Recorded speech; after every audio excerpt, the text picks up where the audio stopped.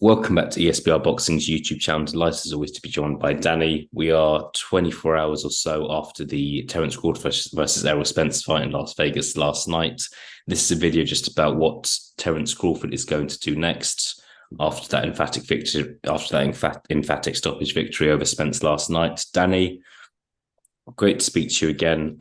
What do you think is most likely for Terence Crawford now? Do you think we will see that rematch? The Jaron Ennis fight has been spoken about today. I believe Ennis is mandatory for one of Crawford's belts.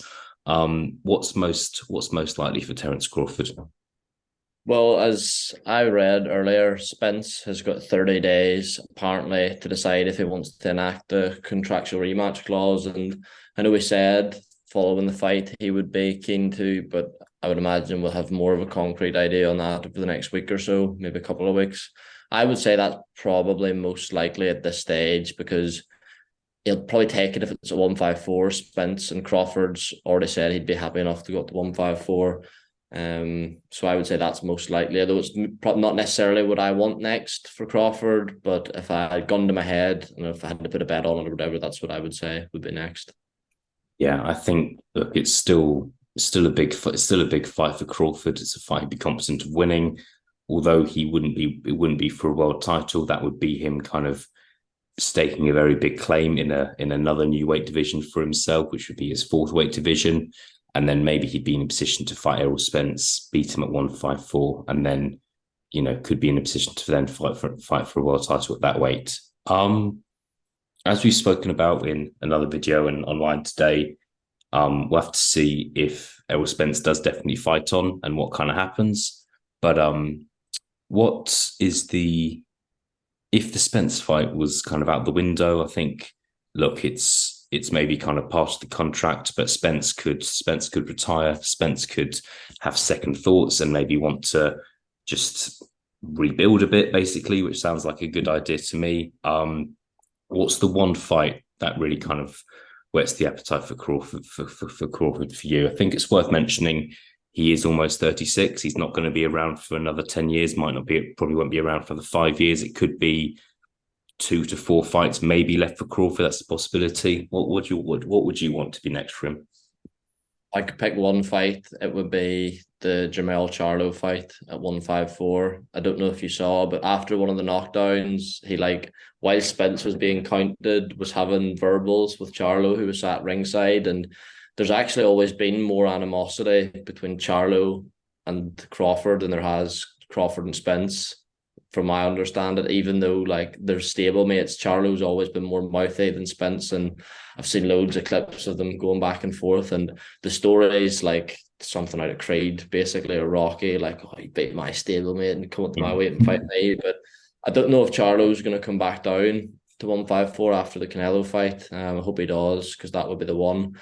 That aside, two minds. I wouldn't mind seeing him just sort of dominate at welterweight for a while, fight Jaron Ennis. Stanionis, I think, is a mandatory for the WBA as well. It's a decent fight. The Ennis fight, from a legacy perspective, is a good one from Crawford, because many people think Ennis will go on to become the next great welterweight. And I mean, I even think he could win a world title at middleweight, given the current crop of middleweights. But the Charlo fight's the one for me, if I could pick one.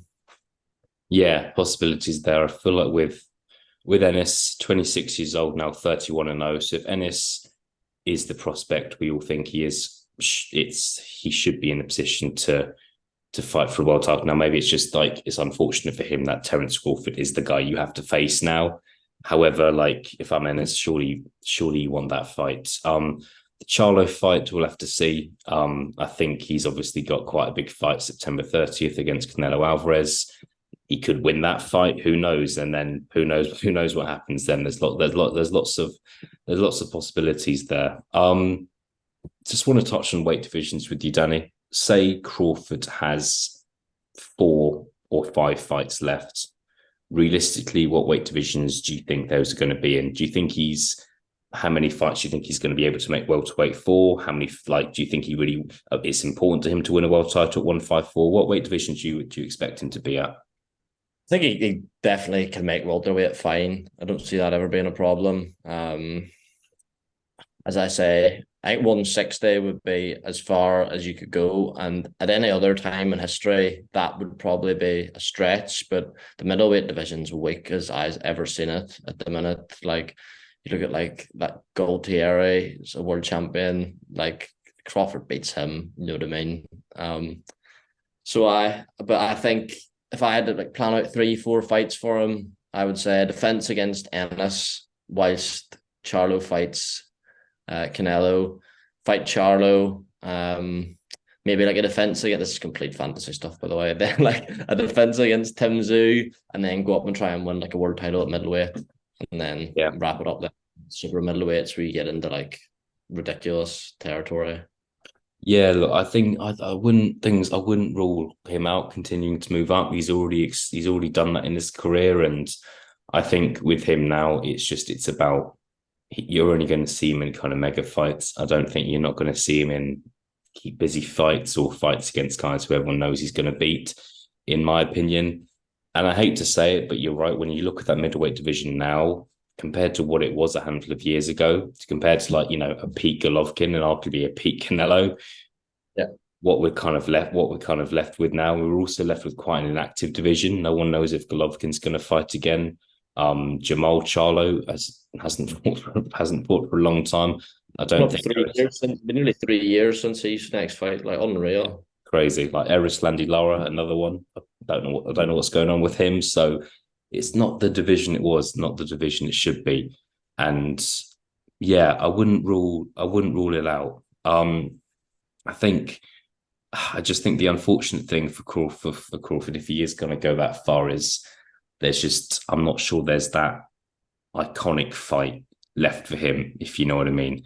Like everyone will be talking about the Spence performance for years and years, and I'm not sure he's got that fight ahead of him. Like, I think one of the Charlo brothers, or both the Charlo brothers, maybe would be big fights, but maybe not quite as big as the Errol Spence fight. Is there anything else you want to add, Danny? I think another thing that's really impressed me about Crawford is that he is nearly 36, but he still looks incredibly fresh. If you looked at him and thought, right, he is 30 and he is in the prime of his career now, I think a lot of people would believe you. But just your thoughts on kind of Crawford's status as pound for pound king. Yeah, it's unreal that he's 35 and like gets more impressive by the fight. Do you think Crawford Canelo at 168 is just a bridge too far? Imagine that. Yeah, I think so, mate. You never know. Look, it's fun to speculate. We did that video about Inoue and Gervonta Davis the other day, and it probably won't happen, but you never know. And look, sometimes fighters kind of will say to the people around them, "Give me the biggest fight possible," and you never know. At the same time, I don't want to see someone move up too many weight divisions. Like, for example, if you look at Canelo against Bivol, at times it just looked a bit strange because in terms of just like strength and size, there was just such a big difference at times. But you never know. Look, boxing can be a very difficult sport to love at times, but it can be quite an exciting sport when certain rumors start to rumble as well. Danny, we'll leave it at that. It's been a long 24 hours or so for both of us. So we'll leave it there. But thank you very much for your time as well. See what happens next for Terence Crawford. Could be the Errol Spence rematch, could be the Ennis fight, could be someone else. We don't know, but it's going to be, look, I think Crawford is the centre of attention now for really the first time in his career, I would say. And it's going to be exciting and interesting to see what's left for him. Danny, thank you very much for your time. Thanks, mate.